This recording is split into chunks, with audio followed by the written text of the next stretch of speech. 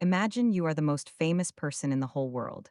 Everyone knows your name, your face, and your company. People talk about you all the time, guessing what you will do next. But what about the person standing right next to you, the one who holds your hand through it all? People are always quick to talk about Mark Zuckerberg, but his wife has a story that might surprise you. It is a story about love, but also about worry, about building a family, and about watching her husband fall in love with a robot headset. This is the eye-opening story of Priscilla Chan and her life with the billionaire tech titan. Tech billionaires' marriages are breaking up all the time, and it is happening more and more often. It feels like there is a new headline every week about another super-rich couple calling it quits. And now, it seems like the latest couple in trouble might be none other than Mark Zuckerberg and his wife, Priscilla Chan. If you follow their social media, you would think they have the most perfect family life. They post cute pictures and seem so happy together. But recent comments from Priscilla suggest that everything might not be as wonderful as it seems. To make things even more complicated, two people who used to work in their home are now suing the couple. So, what exactly did Priscilla say that has everyone worried? Are they really going to split up after being together for 21 years? Let's take a close look at all the surprising details of this story. Mark Zuckerberg is undeniably one of the most successful people on the planet. His invention, Facebook, changed the entire world. He is a billionaire many times over, and everything he touches seems to turn to gold.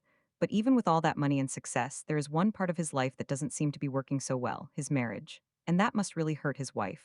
You know the saying, a happy wife means a happy life. Well, it seems like his marital life is not very happy at all. The main reason for this unhappiness, according to many, comes down to Zuckerberg's huge obsession with technology. He spends all his time trying to build the next big thing, trying to match the massive success of Facebook. It appears that Priscilla has finally had enough. She made some shocking comments that made everyone's eyes go wide. Are you curious to find out what she said? Stay tuned. On social media, they look like the ideal couple. Mark showers Priscilla with huge, expensive gifts that make all their fans gush with excitement. But you know what they say? Appearances can be very deceiving. You can never really know what goes on behind closed doors, no matter how rich or famous a person is. Before we get into what Priscilla said, let's go back a little bit to understand their story better.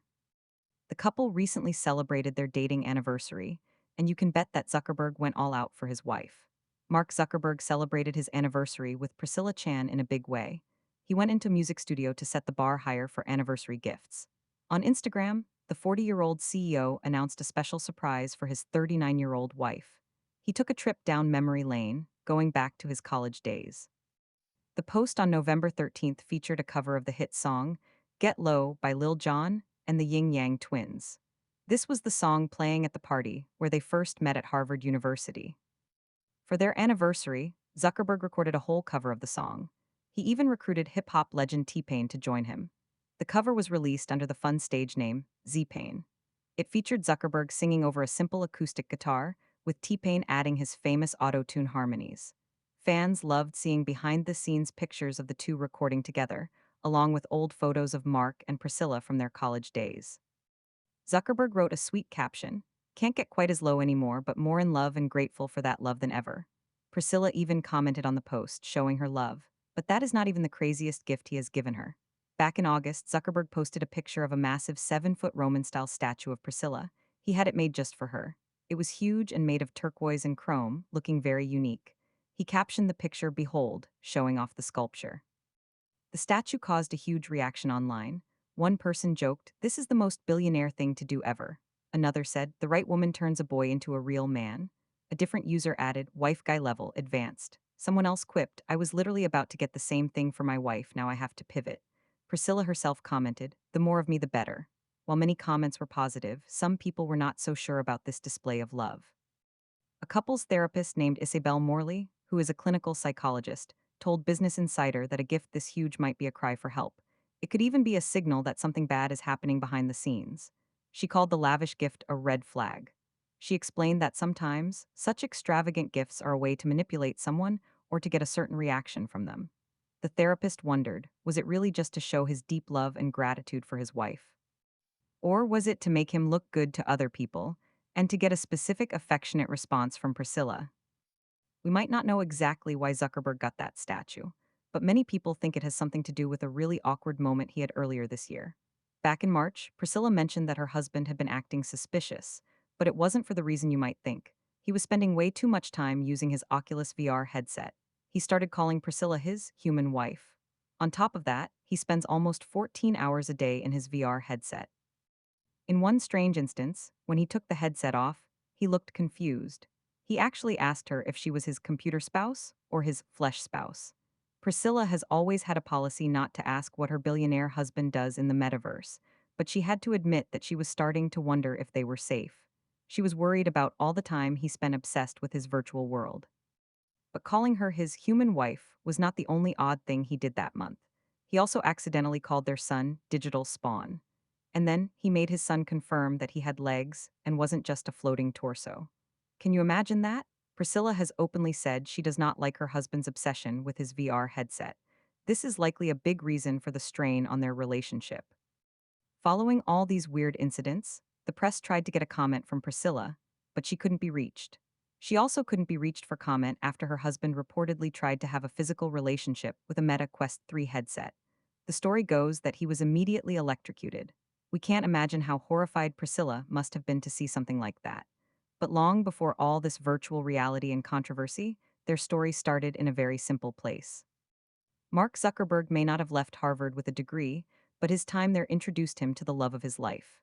Their story began like any college romance when they crossed paths in 2003.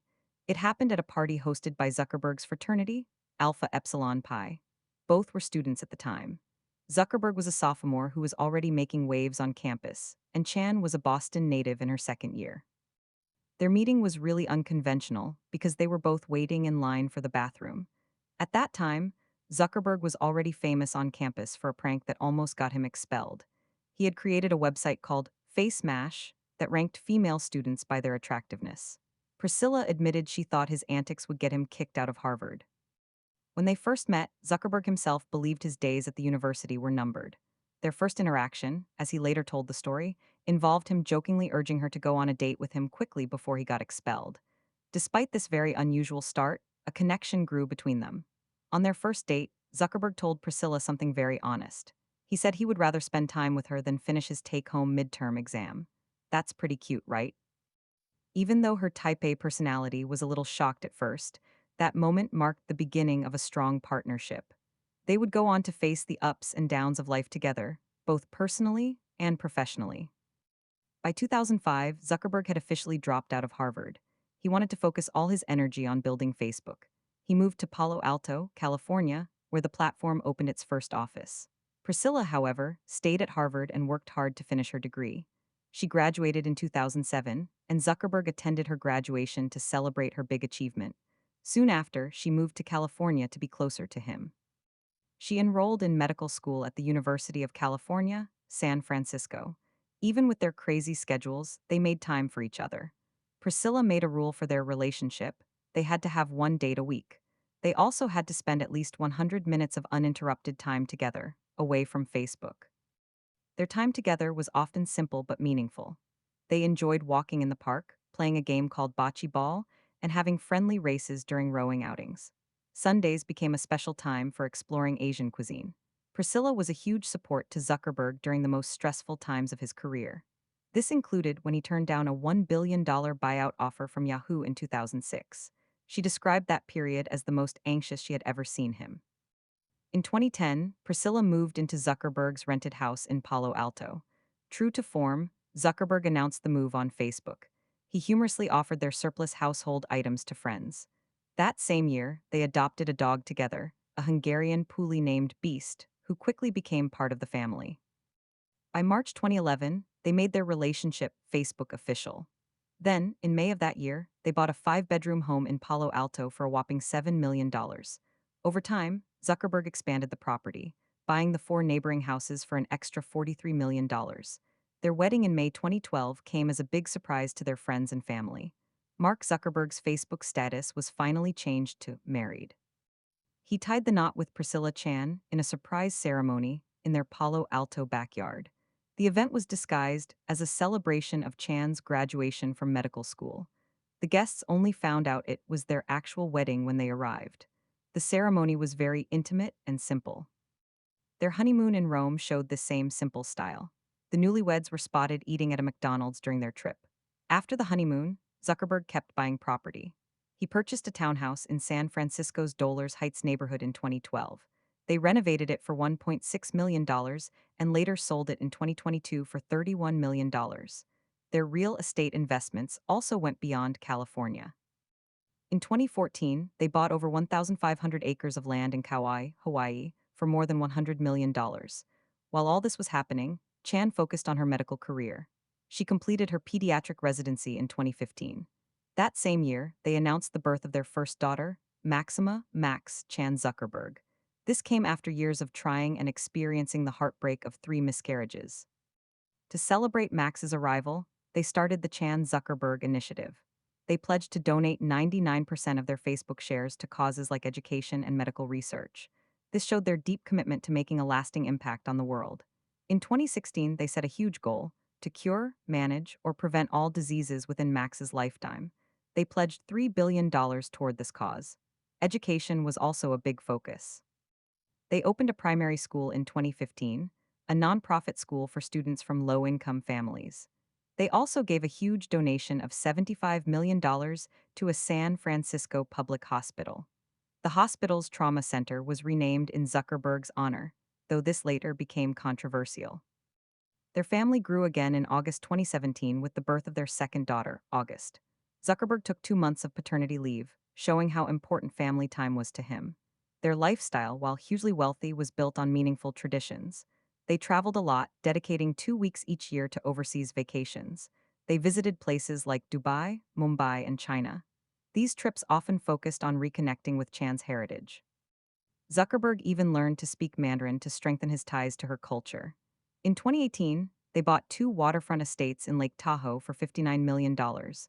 The properties had 600 feet of private beach, showing their love for quiet, peaceful retreats. They also sometimes showed their home life, like when they made challah bread with their daughters. Their dedication to helping others continued during the COVID-19 pandemic. Through their initiative, they formed a task force to help improve testing in the Bay Area. In September 2022, they announced they were expecting their third child. Their daughter, Orla Chan Zuckerberg, was born in March 2023. But even with all these big life events, Zuckerberg's main focus was on something else. He was dreaming of a different kind of world, one that existed only in computers. For a while, everyone was talking about the metaverse. The promise of a virtual world where you could live and play was exciting. It felt like something from a science fiction movie. Mark Zuckerberg believed this was the future of the internet. At first, the idea was full of potential. It was supposed to be a space where we could all interact, explore, and exist in a digital universe. But the reality was very different. What was seen as the future quickly became a lesson in how big dreams can sometimes fail. Zuckerberg dismissed his critics. He ignored warnings that tech companies were focusing too much on the digital world and forgetting about real life. But as time went on, it was clear that the promises were overblown. The metaverse was supposed to be a smooth, amazing experience that would change everything. Zuckerberg even went so far as to rename his whole company. In October 2021, Facebook became Meta to show this new focus. He called the metaverse the future of the internet. He said we could make eye contact and feel like we were in the same room. The marketing was grand and exciting. But there was a big problem: the actual product didn't match the dream. The virtual worlds looked cool in the promotional videos, but what users actually experienced was often disappointing. Horizon Worlds, the main part of the metaverse, became the perfect example of all the problems. To use the metaverse, you needed an Oculus headset. This was big and clunky, making it hard for people to use. The graphics in Horizon Worlds were often criticized. They looked like old video games from the early 2000s.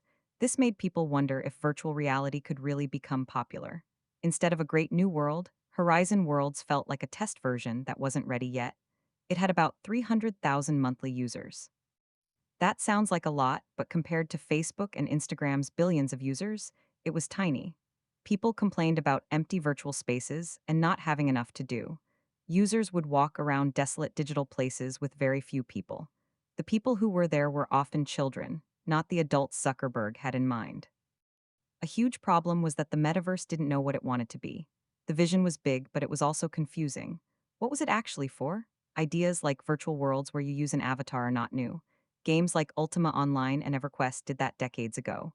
It was unclear how the metaverse was different or better. Without a clear plan, it was hard for it to succeed. Zuckerberg's vague claims that it would be the next internet left everyone confused. It felt more like a marketing idea than a real product. Even so, big companies like Walmart and Disney rushed to join in. They saw the hype and wanted to be part of it, even if they didn't really understand it. Wall Street investors also got excited, betting big on the metaverse's future. But the money started to disappear fast. Meta was losing billions of dollars on Reality Labs, the part of the company working on VR. By 2023, they had lost a staggering $21 billion. There was almost nothing to show for all that money. As the losses grew, the tech world moved on. A new, more exciting trend appeared: generative AI. Companies like OpenAI started to get all the attention. Investors were more interested in practical AI tools than a virtual world that wasn't working. Zuckerberg kept saying the metaverse was still the future, but his words fell on deaf ears. Meta tried to add new features, like making Horizon worlds work on phones and computers, but the optimism was gone. The reality of the metaverse was that it was clunky, boring, and lonely. The beautiful, exciting dream of a virtual world became a warning for the whole tech industry. While this whole metaverse situation has been a wild ride for Zuckerberg, we have to wonder if his beloved wife will stay by his side through all of it. Will their relationship fail like the marriages of other tech billionaires, such as Bill Gates and Jeff Bezos? There is no clear answer yet. Only time will tell what happens next for the babyface tech tycoon and his human wife. What do you think? Do you believe Zuckerberg can make a huge comeback with the metaverse, or is it over for that dream? We would love to hear your thoughts in the comments. Don't forget to like, share, and subscribe for more stories like this, and click on the video shown on your screen next. You will really enjoy it.